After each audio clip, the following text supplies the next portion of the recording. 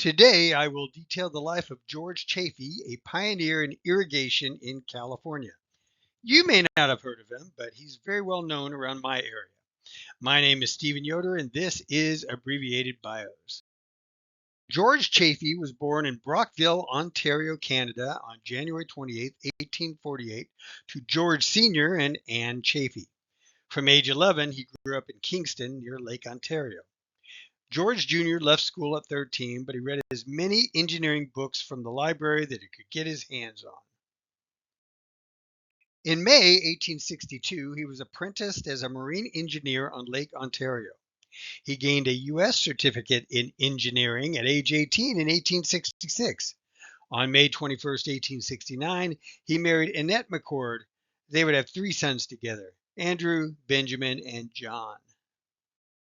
After his marriage, George began working at his father's shipyard. He was a partner with his father from 1870 to 1880. George began designing steamships for the Great Lakes and for the Ohio River and the Fraser River in British Columbia. His most famous ships were the SS Geneva, the fastest ship in North America. He also designed the SS Sunbeam, which traded for many years on the Ohio River.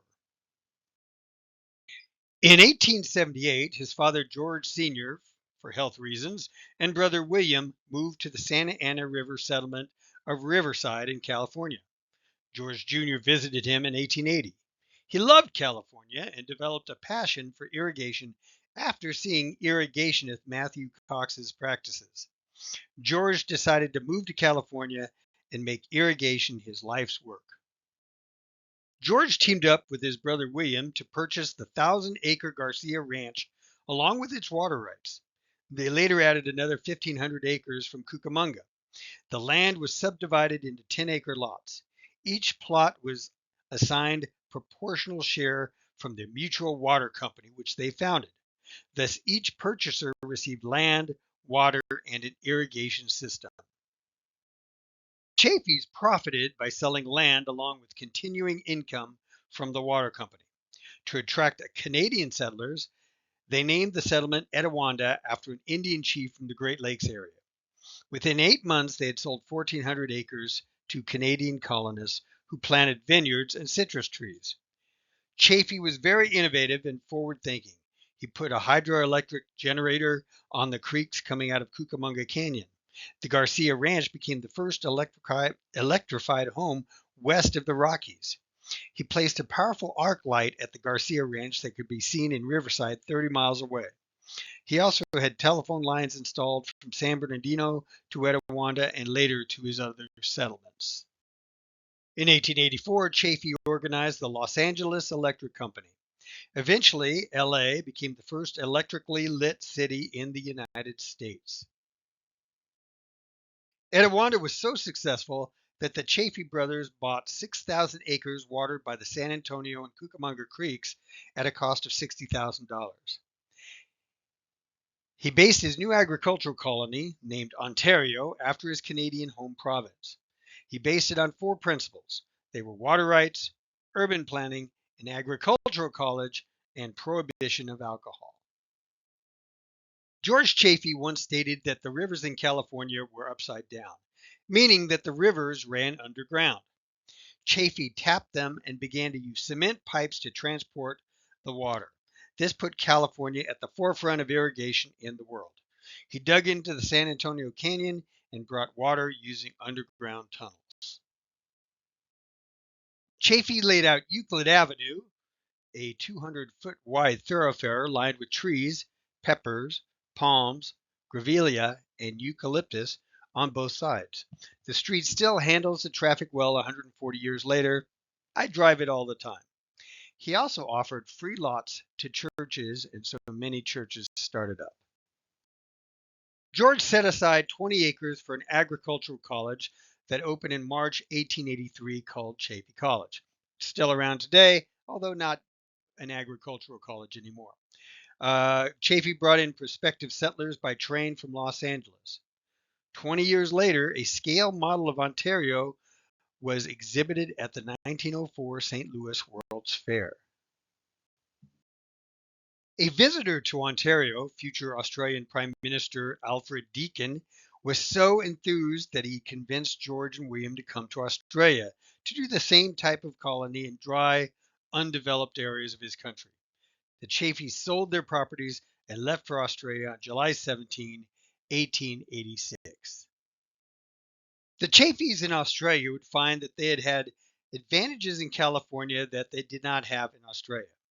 One advantage in California was that the railroads to transport people had already been built. This wasn't the case in his Australian colonies. The areas were completely undeveloped. Another advantage was that the U.S. favored capitalism, while Australia was already beginning to have socialistic state control. When the Chaffeys arrived, Dakins, I think I've pronounced that two different ways now, assured George that the government would sell 250,000 acres of crown land on favorable terms. The brothers selected a sheep station at Mildura for their first irrigation settlement.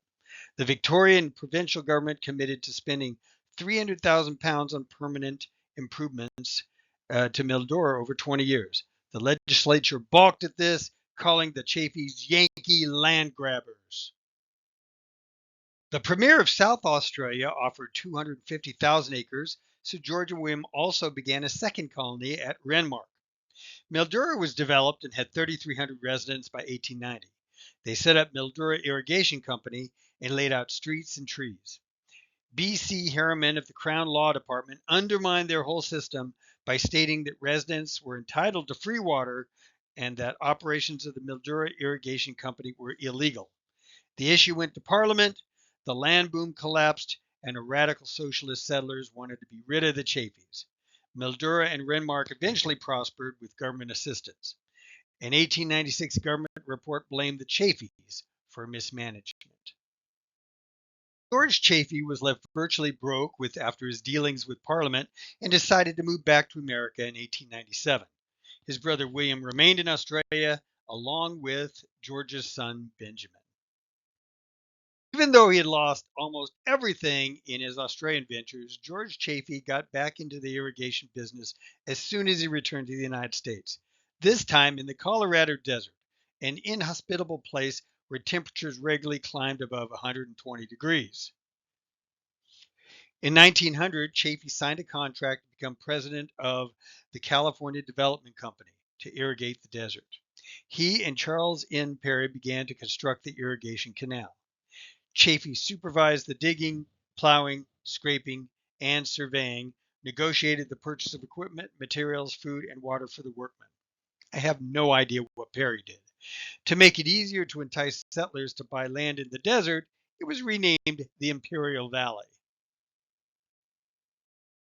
The canal was completed after only 5 months at a cost of $100,000. The head gates were opened May 14, 1901. Chaffey organized the Imperial Land Company to sell the land. Towns that were formed because of this project included Mexicali, Calexico, Brawley, and others. Chaffey was pushed out of his leadership role in 1904. The project was expanded into Mexico after he left. In 1906, the buildup of silt in the newer gates caused the river to overflow its bank. The water flowed over the banks for 2 years before it was gotten under control. This flooding filled the Salton Sink to create the Salton Sea. Chaffey had been out of the project for a couple of years when this occurred. After being pushed out, Chaffey built water systems for the East Whittier La Habra Valley. Chaffey semi-retired and moved to Malibu. He later moved to a seaside cottage in San Diego. He died in Ontario on March 1st, 1932. He is buried in the Bellevue Memorial Park in that city. George Chaffey was a pioneer in irrigation in both California and Australia. He helped electrify Los Angeles, created the Imperial Valley, and 2 cities near to where I grew up, Ontario and Etiwanda. Thank you for listening to Abbreviated Bios. If you like this sort of content, please rate it 5 stars.